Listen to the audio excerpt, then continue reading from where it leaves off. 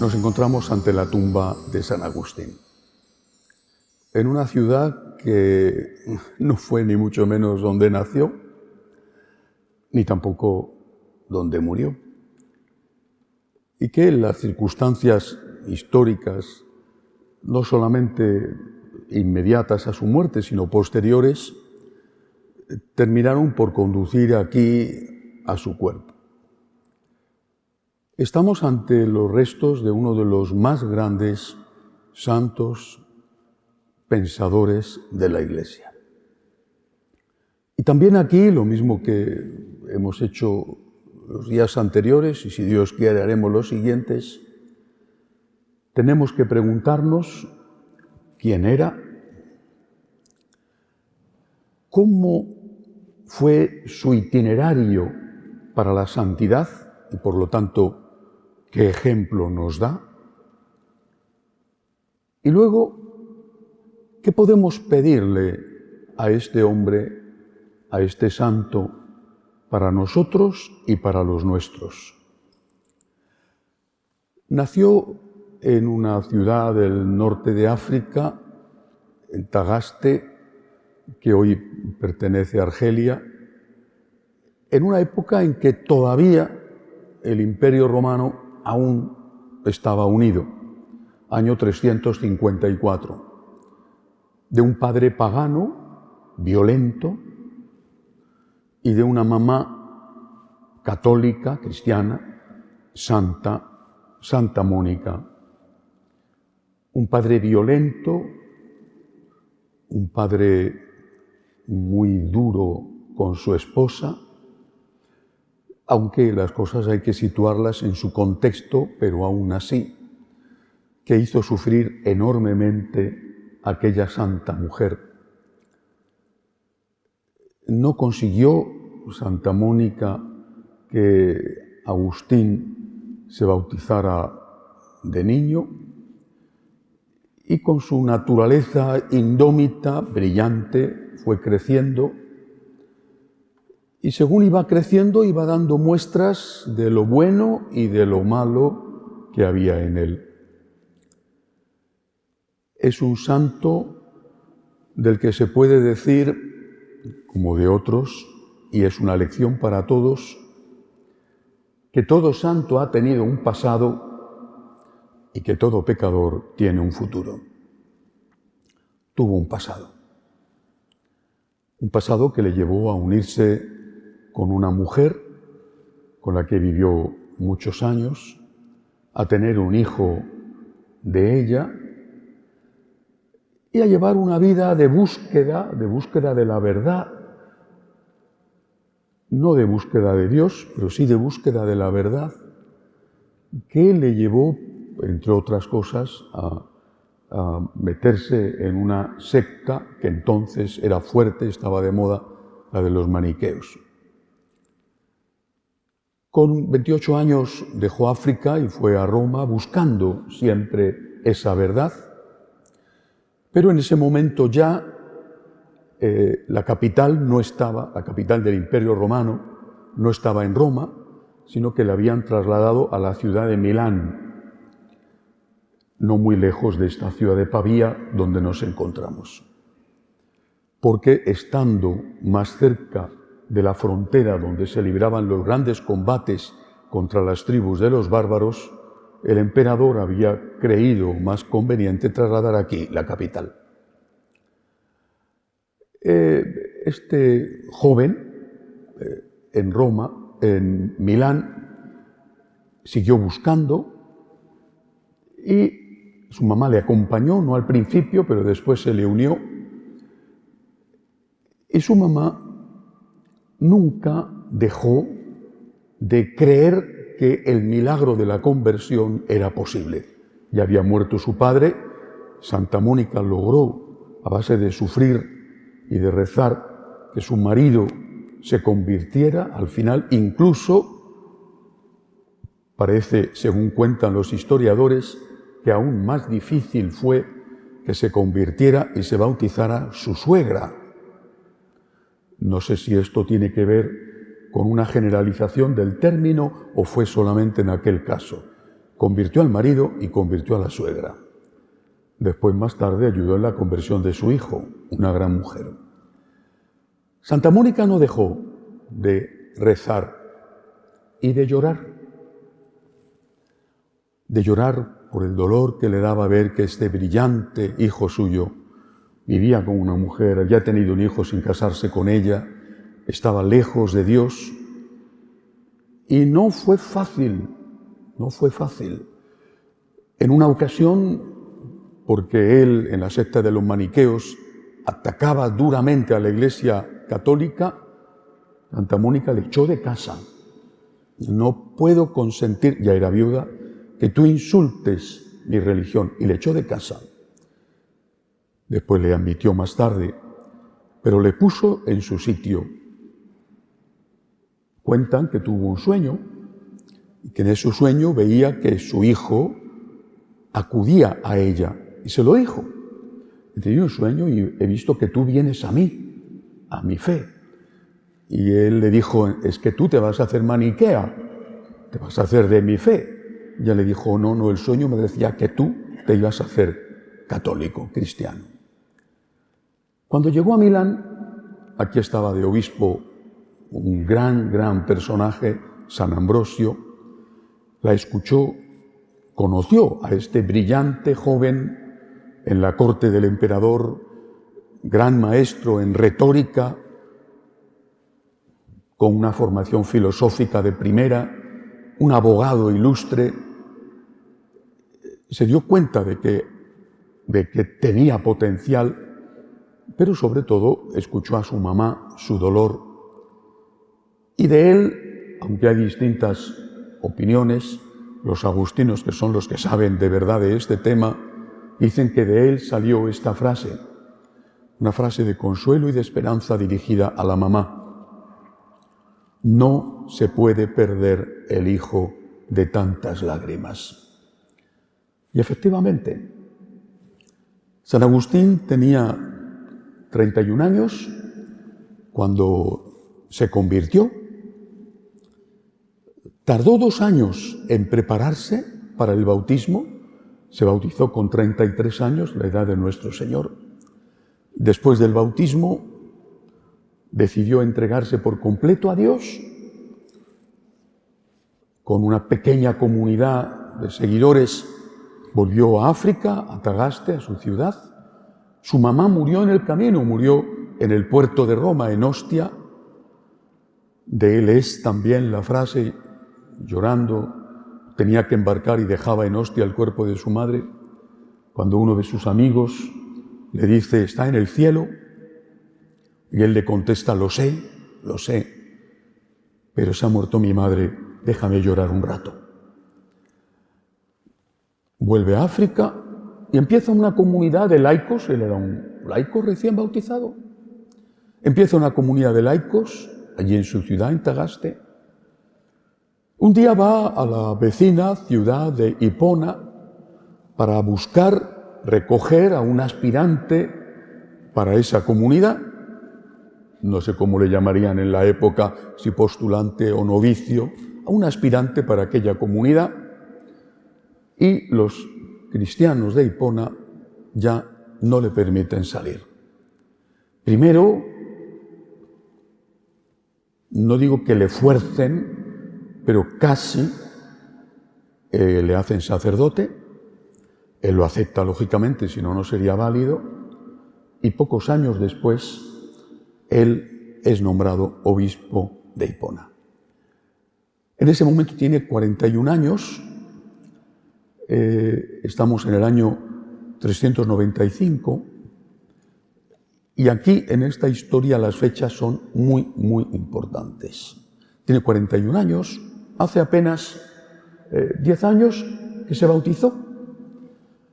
Un recorrido fulgurante para un hombre que valía la pena. Y este joven obispo, 41 años, obispo de Hipona, se encuentra no solo con una labor pastoral, en una época donde las herejías abundaban, sabe el problema de aquellos que habían renunciado al cristianismo en las persecuciones, después querían volver a la Iglesia, había quien no los quería aceptar, en fin. Pero no solo eso. Un año después, año 396, muere el emperador Teodosio, el último emperador de las dos partes en que se dividió el imperio, Roma y Constantinopla. A partir de ese momento, ya en la época de Teodosio, el ejército romano estaba muy debilitado debido a las luchas internas, a la guerra civil, pero a partir de ese momento el imperio se hunde en el caos. La lucha entre los emperadores o aspirantes era continua. Mientras tanto, los, llamémosles bárbaros, iban entrando en el imperio pacíficamente en muchos casos, poniéndose al servicio de los distintos aspirantes a emperadores como miembros del ejército y dedicándose después a derribar emperadores para poner a otros. En el año 410, 15 años después de su nombramiento como obispo, tiene lugar el primer saqueo, no destrucción, pero sí el primer saqueo de Roma, año 410. No es todavía el final del Imperio Romano, pero casi. ¿Cómo podemos encontrar una comparación con aquel momento? Imaginaos, es un ejemplo, ¿verdad?, que nadie se alarme, bueno, pero imaginaos que los rusos o los chinos saquean Nueva York, Washington, o Los Ángeles, San Francisco, o en Europa, París, Berlín, Roma, Madrid. Aquello fue terrible, una conmoción. En el año 313, 100 años antes, no llegaba a 100 años antes, esto es el 410, Constantino había dado el llamado, firmado el llamado Edicto de Milán porque, repito, la corte estaba en Milán. En ese edicto se daba libertad a los cristianos para que profesaran su culto. Y posteriormente Teodosio, el emperador que muere un año después de ser nombrado obispo Agustín, había declarado el cristianismo la religión oficial del Imperio Romano. Habían pasado menos de 100 años y de repente el imperio caía a pedazos. Y no solamente desde el punto de vista militar, económico, cultural, sino también religioso. Esto fue, repito, un shock, un golpe que recorrió lo que quedaba del imperio en sitios todavía tranquilos, como el norte de África, donde estaba aún San Agustín como obispo. Las invasiones se sucedieron. A su ciudad de Hipona, donde era obispo, no tardaron en llegar los bárbaros. En la Hispania romana entraron al menos 2 grandes tribus. La más conocida es la de los visigodos, también un poquito los suevos que se quedaron en la zona norte, en Galicia, pero sobre todo los vándalos, tan terribles que todavía hoy en nuestro idioma, cuando un acto es especialmente cruel y destructor, decimos que es un acto vandálico. Ha quedado en nuestra memoria, muchísimos siglos después, como un sinónimo de algo espantoso lo que hicieron ellos. Los vándalos atravesaron la Hispania romana y entraron en África por el estrecho de Gibraltar y poco tiempo después se presentaron, por supuesto más tarde en Cartago, la capital, pero también en la ciudad de Hipona, donde era obispo San Agustín. San Agustín muere mientras su ciudad está siendo sitiada. Logran que su cuerpo pueda escapar de la ciudad, su cuerpo muerto, llevado primero a Cerdeña y después traído aquí, a la ciudad de Pavía, la ciudad conquistada y destruida como tantas. ¿Por qué os cuento esta historia? Porque es evidente que hay una parte de la vida de San Agustín recogida por él mismo bellísimamente en las confesiones, que a todos nos gusta y que es un ejemplo. Pero hay otra parte menos conocida, que es esta que os digo. San Agustín vive no una época de cambios, sino un cambio de época. A él le toca. Muere con 70 años. A él le toca ver el final del Imperio Romano. A él le toca ver el final de la era, casi lo que parecía, la era cristiana, parecía. Hoy decimos la edad antigua, y el nacimiento en medio de sangre, de llamas, de destrucción, de lo que hoy llamamos la Edad Media, la Alta Edad Media. Una ciudad como Roma, que llegó a tener más de 1 millón de habitantes, se quedó en menos de 25.000, era pura ruina. Él no ve el total declive, está en su pequeña ciudad, aún no la han destruido, pero ve que lo que ha pasado en las ciudades vecinas va a pasar también en la suya. Muere durante el sitio de su ciudad. ¿Y qué es lo que hace Agustín? Él es un pastor. Su ciudad está, no al principio, cuando cae Roma con Alarico en el año 410, pero su ciudad está cada vez más llena de refugiados que vienen huyendo de la destrucción y se refugian en las ciudades amuralladas con un puerto, la suya, o Cartago, que era más importante, no sirvió de nada, la destruyeron. Y él se da cuenta de que eso está pasando en todo el ya destruido Imperio Romano. ¿Y qué es lo que hace? Escribe. Y escribe una serie de libros que se reagrupan con un título genérico, La ciudad de Dios. ¿Qué es lo que él dice a esos cristianos asustados que eran asesinados, torturados, las mujeres violadas, sus casas quemadas? Era horrible. ¿Qué es lo que él les dice? Miremos hacia arriba, miremos hacia el cielo. Somos ciudadanos del cielo. Aquí todo pasa. Lo que queda para siempre es la vida eterna con Dios. La ciudad de los hombres, les dice, esa ciudad que él y otros quizá habían pensado que iba a durar siglos, por fin el imperio era cristiano, por fin, después de 300 años de persecución, por fin el imperio era cristiano, por fin el imperio apoyaba la religión cristiana. Y esa ciudad de los hombres no se vio libre de las ambiciones, de los pecados, de las envidias que la destruyeron. Miremos hacia arriba. Somos ciudadanos del cielo. Miremos hacia arriba. 2 enseñanzas, por lo tanto, entre otras muchas, pero me quiero fijar en estas 2. Primera, la conversión siempre es posible. Primera. Para la conversión de San Agustín hicieron falta 4 cosas, personas. La primera, la gracia de Dios. La gracia de Dios, que nunca falta. San Agustín fue el gran defensor de que la gracia de Dios existe, de que no nos deja solos, de que la divina providencia actúa y de que si nosotros no podemos, Dios sí que puede. Y de que si no somos capaces de ser perfectos, al menos,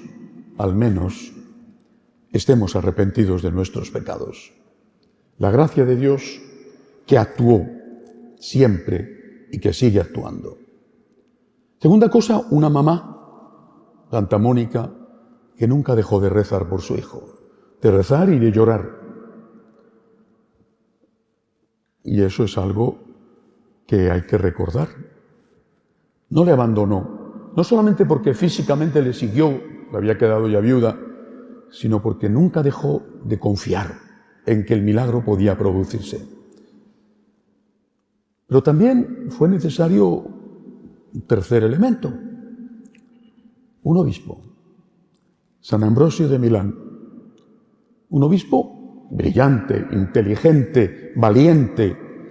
Él es el que, estando el emperador Teodosio en Milán, él siendo obispo de Milán, cuando en una revuelta Teodosio había arrasado a sangre y fuego la ciudad de Tesalónica, la antigua ciudad donde había estado San Pablo, 2 cartas a los tesalonicenses, y vuelve a la capital, San Ambrosio le sale al encuentro y le dice: he sabido de tus crímenes, he sabido de lo que has hecho en Tesalónica.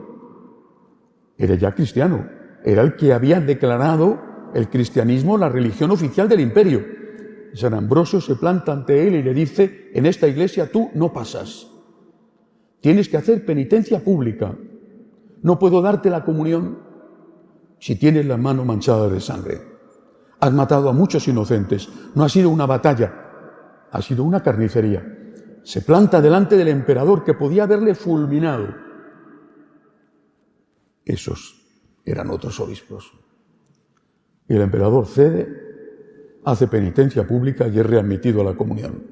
Este hombre brillante, San Ambrosio de Milán, entiende que tiene que tener paciencia con Agustín, que tiene que ir poco a poco, dedica mucho tiempo a las conversaciones con él, pero no le engaña nunca, nunca. Si le hubiera dicho: hombre, pero si no pasa nada, si da igual, eres maniqueo, ¿y qué más da? Pero si todos seguimos al mismo Dios, ¿qué más da? ¿Qué más da ser católico que maniqueo?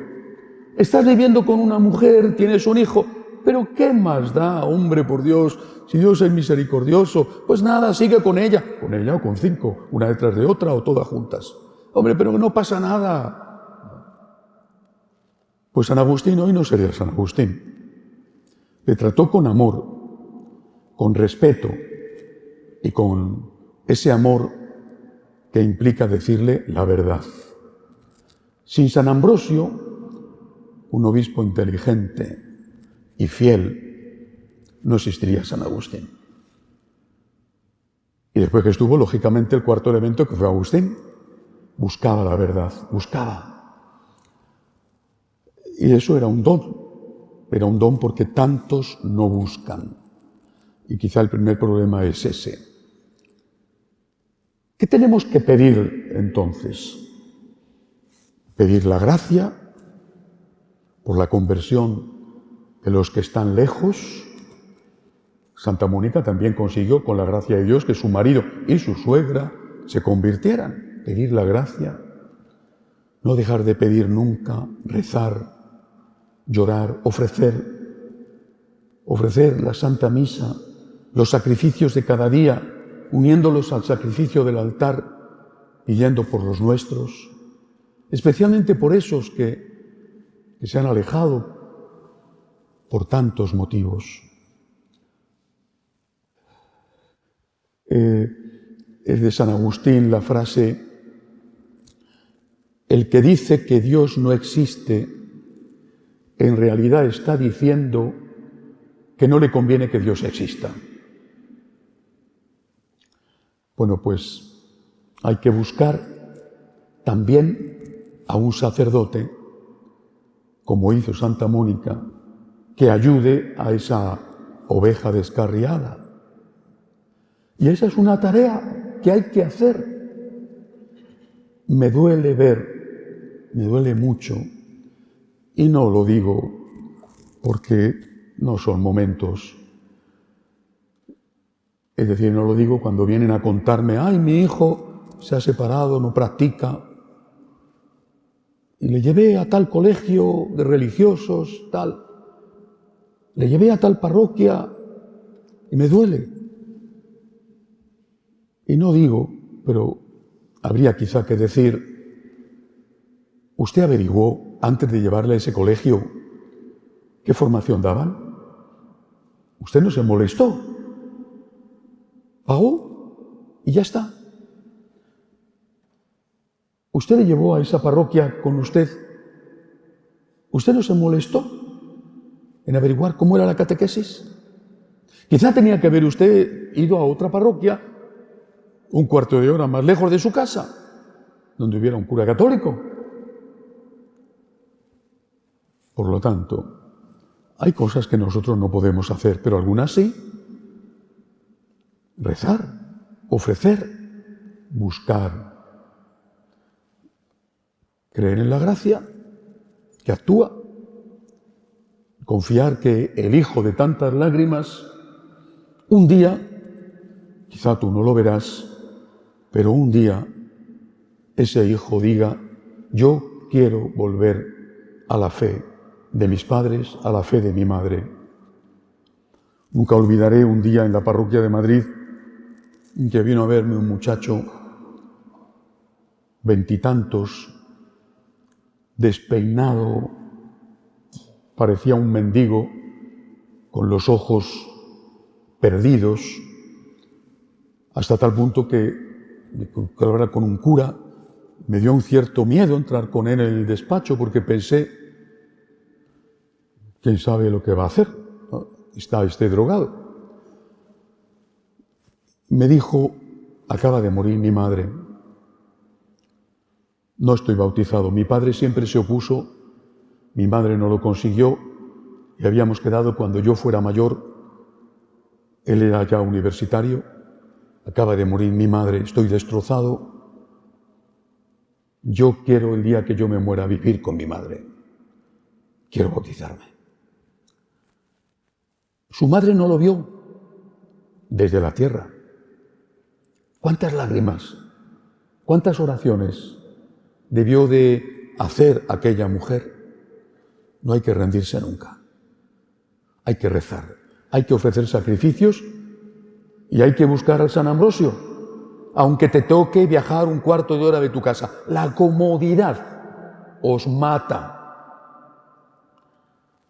El principal problema de los buenos católicos es que son buenos católicos, no son santos católicos. La comodidad. La parroquia que está cerquita de casa para así no tener que molestarme. ¿Y si es la peor? Pero está cerquita de casa. La comodidad os mata. Y después solo se puede llorar. Además de llorar, hay que intentar hacer algo. El otro punto, ya lo he dicho, es el que le toca vivir a él, ya obispo, gran escritor. Si alguna vez tenéis tiempo, y no es fácil, además de leer las confesiones y de leer aquello tan bellísimo de tarde te hallé, hermosura, siempre antigua, siempre nueva, tarde te hallé. Tú estabas dentro de mí y yo fuera. Pero además de leer las confesiones, os recomiendo que leáis su discurso dirigido a los malos pastores, que te pone los pelos de punta porque habla con una claridad que te hace hacer un examen de conciencia. San Agustín vivió un cambio de época. Él no podía saber, cuando es el primer saqueo de Roma, no destrucción, vino más tarde, después de la muerte del último emperador, del último usurpador, Rómulo Augustulo, ya había muerto Agustín.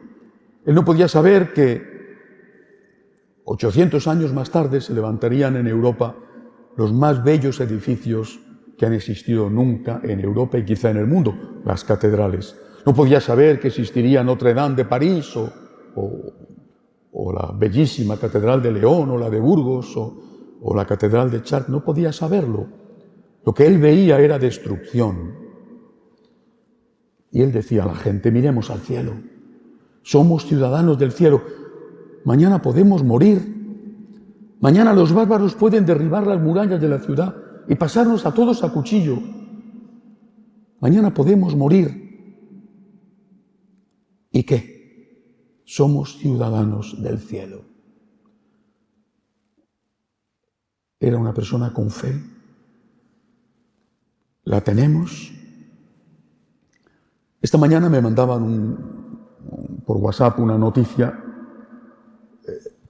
700 bancos de Estados Unidos están al borde de la quiebra. Tienen más de la mitad de sus depósitos fuera de ellos y no podrían responder a sus clientes si pidieran el dinero. No son 3 los que han quebrado. Hay 700 bancos de Estados Unidos, es decir, el sistema que está al borde de la quiebra. ¿Qué puede pasar? Nosotros que estamos a nada de una guerra, Ucrania está a 2 horas y media de aquí, ¿qué puede pasar? Desde una bomba atómica hasta una situación de inflación desbocada, hasta... No sabemos. Pero seguimos pensando que nuestra patria está en la tierra porque hemos perdido la fe. Y digo, hablo en plural, porque a mí también me cuesta. Y lo que hizo San Agustín, en un mundo que se hundía y que tardó siglos en recuperarse, porque hay que ver lo que fue la Alta Edad Media, la Primera Edad Media, que le llaman la Edad de Hierro, en ese mundo terrible, donde se acaba el comercio, donde la gente no podía viajar por miedo, donde disminuyó drásticamente la población. San Agustín les decía, ¿y qué? ¿Cuánto vas a vivir? ¿80 años? ¿60? ¿40? Pues quizá vas a vivir 30. Preocúpate del cielo. Preocúpate de vivir para siempre. Y esto, lo primero que tenemos que hacer es creerlo nosotros y después decirlo. No me canso de repetir, hay vida eterna, hay vida eterna. Eso no significa que nos desinteresemos por las cosas de este mundo, pero somos ciudadanos del cielo. Y aquí tenemos que trabajar para hacer un mundo mejor, pero somos ciudadanos del cielo.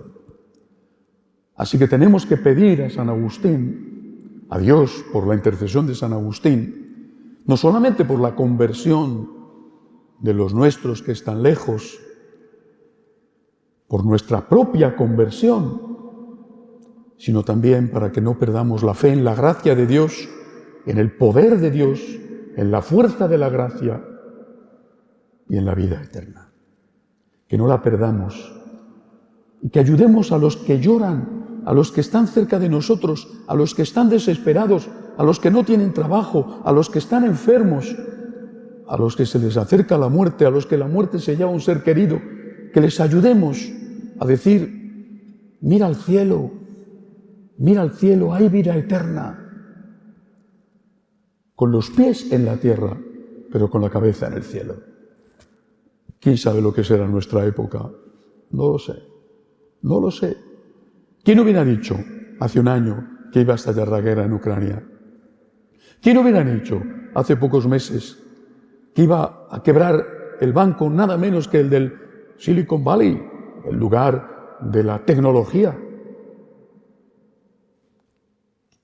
¿Quién sabe lo que será mañana? Pero sí sabemos una cosa.